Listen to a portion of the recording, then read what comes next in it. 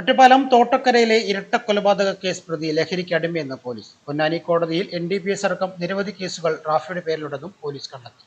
കൊല്ലണമെന്ന ഉദ്ദേശത്തോടെ ആയുധങ്ങളുമായാണ് പ്രതി എത്തിയതെന്ന് പോലീസ് പറയുന്നു. പോലീസ് മേധാവിയുടെ പ്രതികരണത്തിലേക്ക്. ഇന്നലെ ഏകദേശം 11 മണിക്കാണ് സംഭവമുള്ളത്. ഇതിലെ ഒരു പ്രതി മുഹമ്മദ് റാഫിയാണ് പേരുള്ളത്. ഇയാൾ ഇങ്ങോട്ട് വന്നു. രണ്ടാളുകൾ ഇവിടെ ഇത് പ്രായമായിട്ടുള്ള രണ്ടാളുകൾ, അതിൻ്റെ ഒപ്പം ഒരു സ്ത്രീ, പിന്നെ ഒരു കുട്ടി, 4 പേര് മൊത്തം ഈ വീട്ടിൽ ആ സമയത്ത് ഉണ്ടായിരുന്നു. ഇയാൾ കത്തിക്കൊണ്ട് ആക്രമിച്ചു. നാസിർ പിന്നെ സൂറ ആണ് രണ്ടാളുകൾ ഇപ്പോൾ മരിച്ചു പോയിരിക്കുന്നത്. നാസിറിൻ്റെ ഒരു 68 വയസ്സാണ് ഏകദേശം ഉള്ളത്. സൂറ 56 years old അപ്രോക്സിമേറ്റ്ലി. പിന്നെ മുഹമ്മദ് ഇഷാൻ ഒരു മൂന്ന് വയസ്സുള്ള ഒരു കുട്ടിക്കാണ് പരിക്കപ്പെട്ടിട്ടുള്ളത്.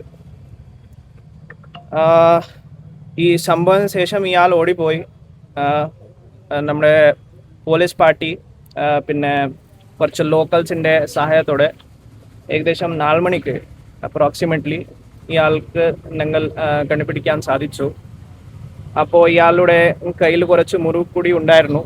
ഒരു സൂസൈഡ് അറ്റംപ്റ്റ് പോലെയാണ് തോന്നുന്നത്.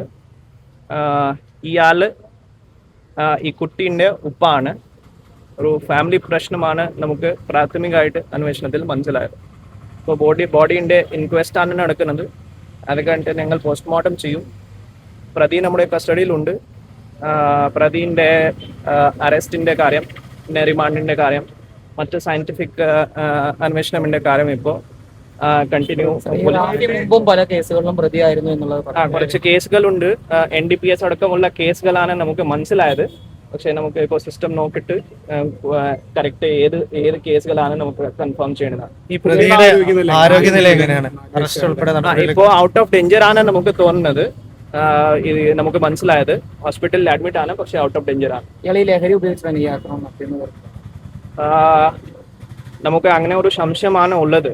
പക്ഷേ ബ്ലഡ് സാമ്പിൾ എടുത്തിട്ട് അതിൻ്റെ സയന്റിഫിക് പരിശോധന ചെയ്തിട്ട് ഉറപ്പായിട്ട് നമുക്ക് പറയാൻ പറ്റും.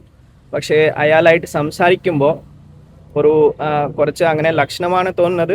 കറക്റ്റ് ഉറപ്പായിട്ട് ഇപ്പോൾ പറയാൻ പറ്റില്ല. സയന്റിഫിക് ചെക്കിങ് ചെയ്തിട്ട് മാത്രമേ ഉറപ്പായിട്ട് പറയാൻ പറ്റൂ.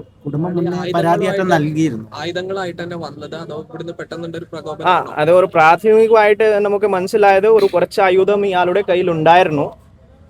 പക്ഷേ ഈ പരിക്ക് നോക്കിയിട്ട് അതിൻ്റെ ഡോക്ടറായിട്ട് സംസാരിച്ചിട്ട് കൊറാബറേഷൻ ചെയ്തിട്ട് മാത്രം കൺഫേം ആയിട്ട് നമുക്ക് പറയാൻ പറ്റും. ഇന്നലെ രാത്രിയാണ് ഇങ്ങോട്ട് വന്നത് നമുക്ക് മനസ്സിലായത്.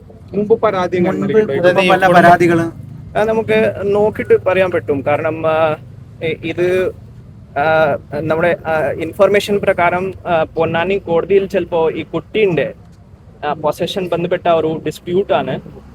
സെപ്പറേറ്റഡ് ആണ് താമസമുള്ളത്. സോ ഒരു ഫാമിലി ഇഷ്യൂ കൊണ്ടാണ് ഈ സംഭവിച്ചിരിക്കുന്നത്.